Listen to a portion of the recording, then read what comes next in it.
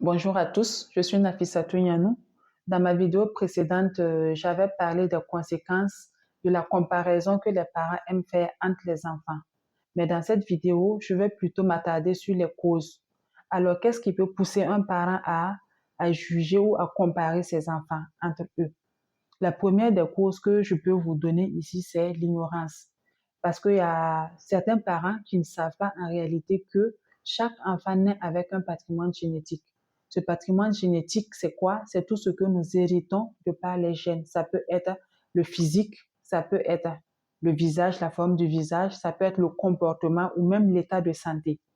Donc, un parent qui n'est pas conscient que l'enfant vient avec un patrimoine génétique et que chaque enfant a un patrimoine génétique différent, il va vouloir traiter les enfants de la même manière et ça va jouer sur eux.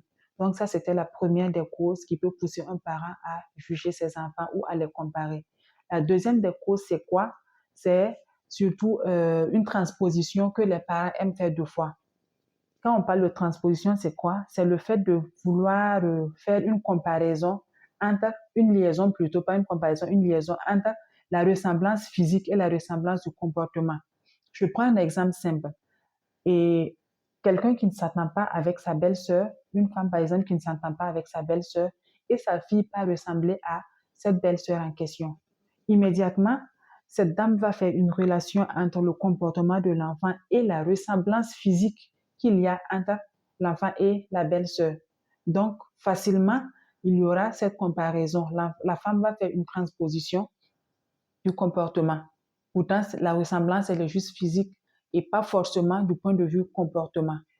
Donc, ça, c'était la deuxième cause. La troisième cause, c'est deux fois un refoulement du comportement. Quand je dis un refoulement, c'est quoi? Ça veut dire que le parent même peut avoir ce comportement et refoule ça. Il voit que l'enfant a hérité ça de lui directement, mais il n'accepte pas, il n'admet pas, ou il sait que le comportement n'est pas bon, mais ne sait pas comment s'y prendre pour aider l'enfant en réalité à dépasser ce stade-là, à ne pas continuer avec ce comportement.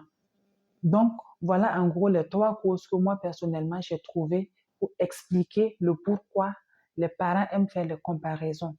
Pour ne pas que la vidéo soit très longue, et nous allons établir une fiche qui va vous permettre d'évaluer les enfants, d'évaluer le comportement des enfants et suite à cette évaluation, on va donner une méthode à suivre pour aider les enfants.